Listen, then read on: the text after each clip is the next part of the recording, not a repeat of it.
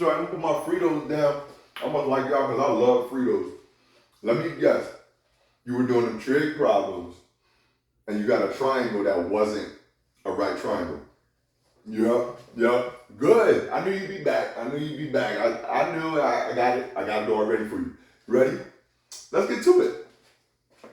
Oh yeah. Let's talk about some trig for triangles that are not right triangles, right? I'm sure you got sine, cosine, and tangent down by now, but those you can only use for right triangles, right? So if trigonometry is the study of all triangles, what do we do if it's not a right triangle? There's a lot of triangles that are not right triangles. Well, I'm gonna tell you what you do.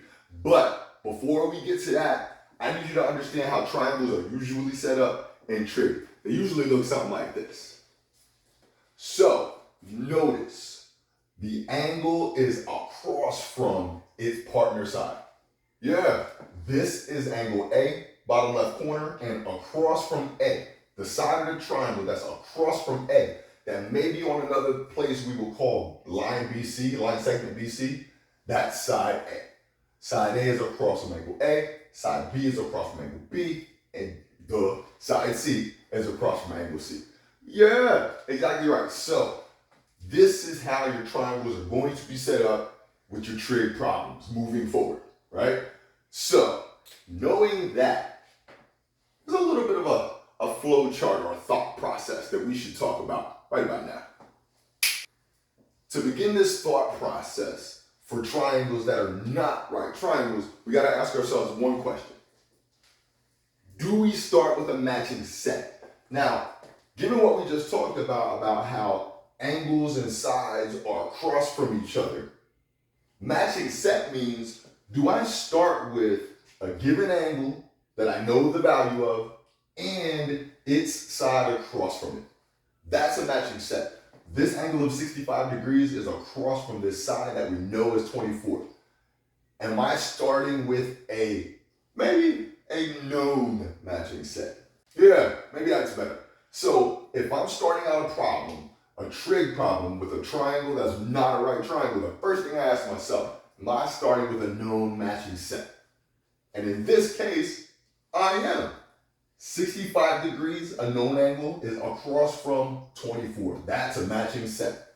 Yeah. Now 32 degrees in C, that's not a matching set, but I only need one. Now if this is the case, if the answer to this question is yes, we do this. Yeah. It's called the law of sines. Turns out in trigonometry, the ratio of the sine of an angle and its opposite side, the side across from it, is the same throughout the triangle. Now it's just fancy math talk for, we're about to set up some ratios. Yeah. Now notice there are three fractions because there are three angles and three sides of this triangle, but we're only going to use two of these fractions at a time based on what we're given in a problem. Yeah. Let's talk about this problem and how maybe we would set this up for this problem. Let's talk about what we know. Do I know angle A and side A across from it? Yeah. Sounds like I'm going to use this one right here. Yeah. Do I know angle B and the side across from it? I do not. So you know what? That's okay. I'm just going to not use this part of the formula. Not this time. Yeah.